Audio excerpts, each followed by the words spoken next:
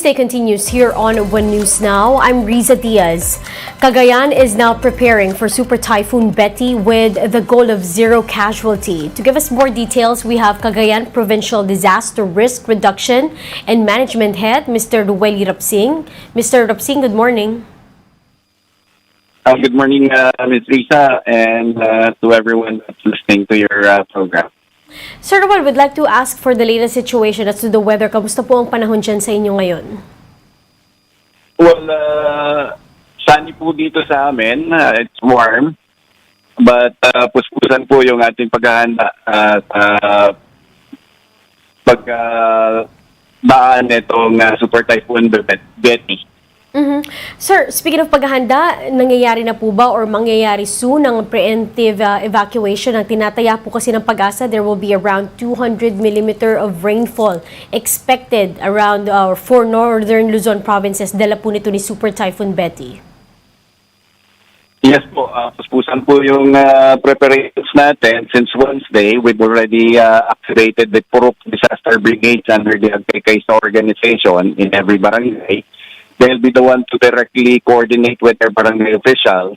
At the same time, talk to their churches to open the doors and serve as a temporary evacuation shelters para dun sa mga mahihinaang structures.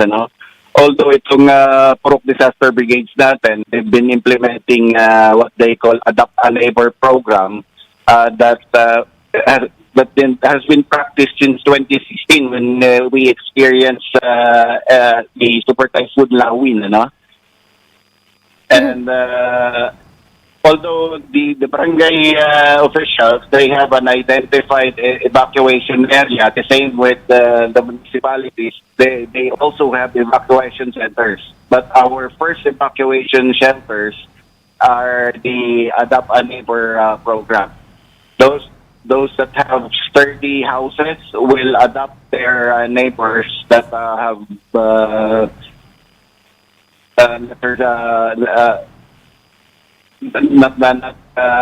sturdy.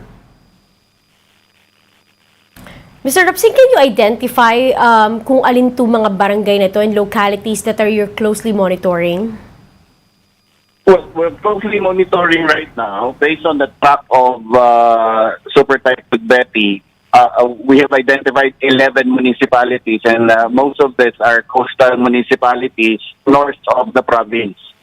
These are the municipalities of Santa Ana, Gonzaga, Santa Teresita, Pugay, Apari, Palesteros, Abulug, Pamplona, Sanchez Mire, and Claveria, and the island municipality of Calayan.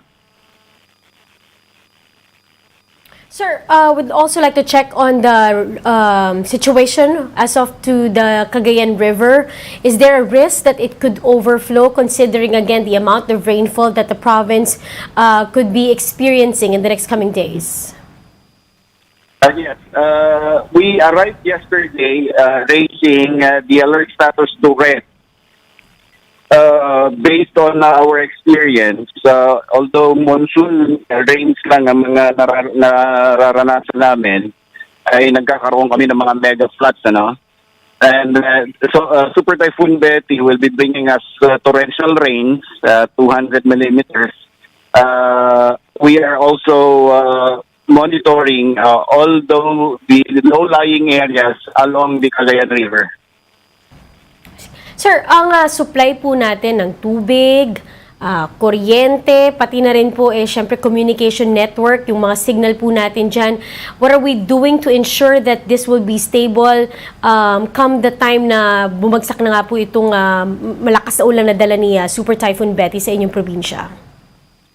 Yes po.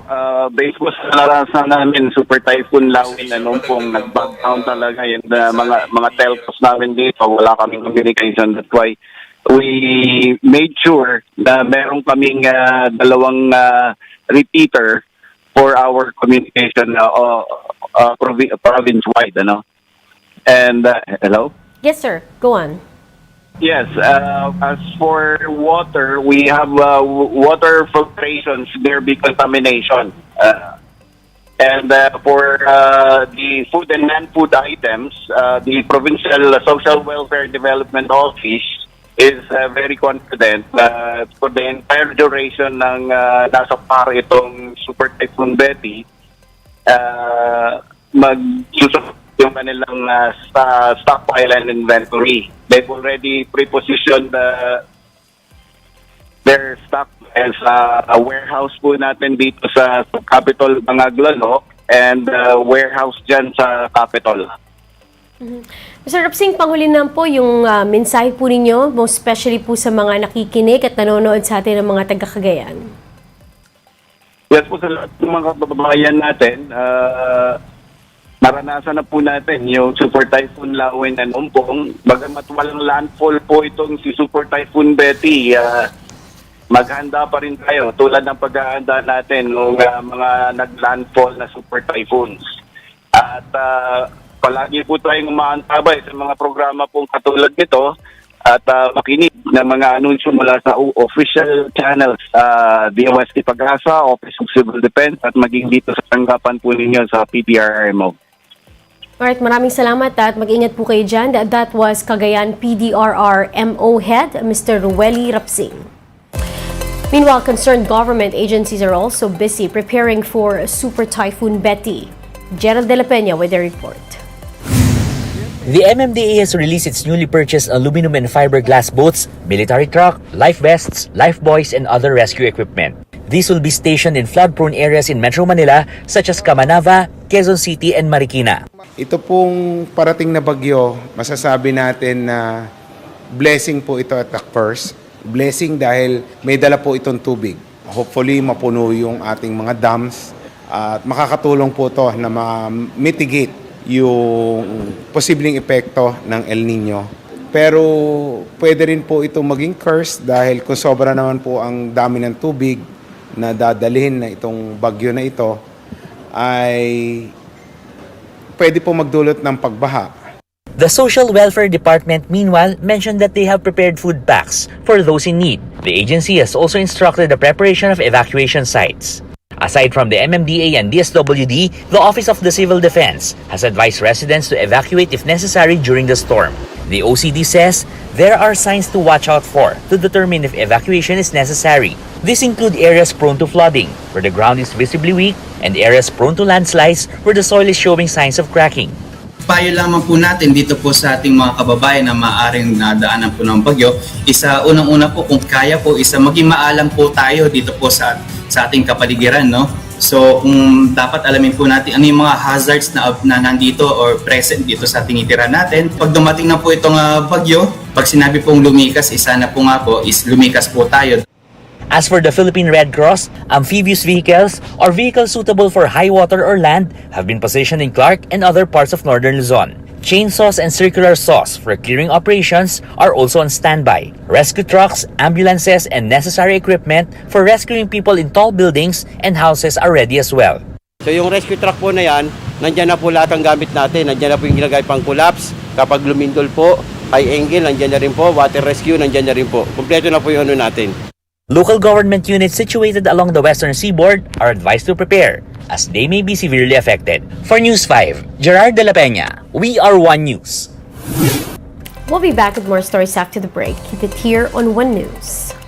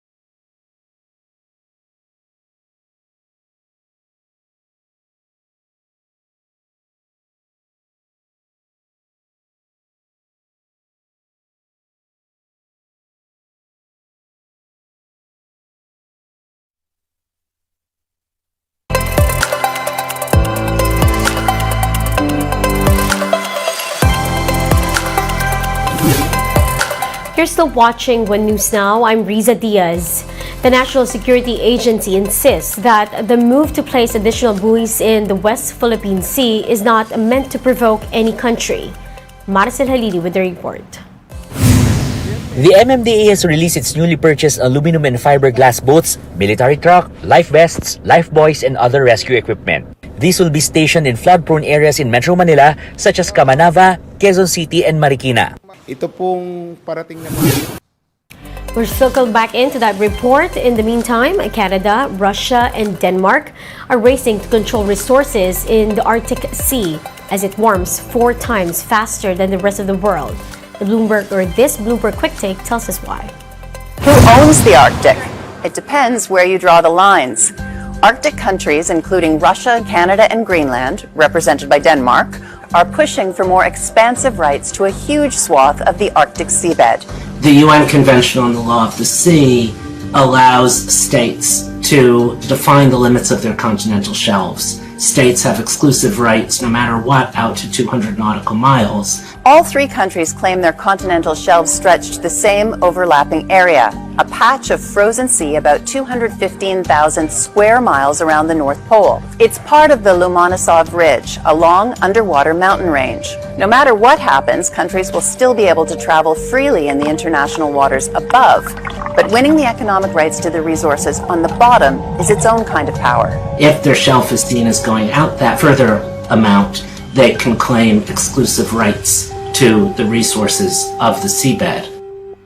In 2008, the U.S. Geological Survey estimated there are about 90 billion barrels of undiscovered oil and almost 1,700 trillion cubic feet of undiscovered natural gas inside the Arctic Circle. Most of what's known about the metal deposits in the region is confined to land studies. The seabed is largely unexplored, but geology suggests its resources could be rich. Meanwhile, the Arctic is warming 4 times as fast as the rest of the globe, and that pace is accelerating. Climate change may make it easier to access the region for exploration and extraction. Sea ice makes us think the Arctic is important. It makes us think about ice. And so then the Arctic isn't just some weird place way up there, some place you maybe fly over, but actually it's a part of the global community. Deep-sea mining, an area critical to the planet's climate defense, is clearly highly controversial. Russia has pledged to increase land and sea production of fossil fuels out to 2035 in its latest Arctic strategy, although its most ambitious plans are on hold due to sanctions. There's also an open question when, if ever, it will be economically feasible to mine the Arctic seabed. But the bragging rights are undeniable. Sure, this is a time of global competition.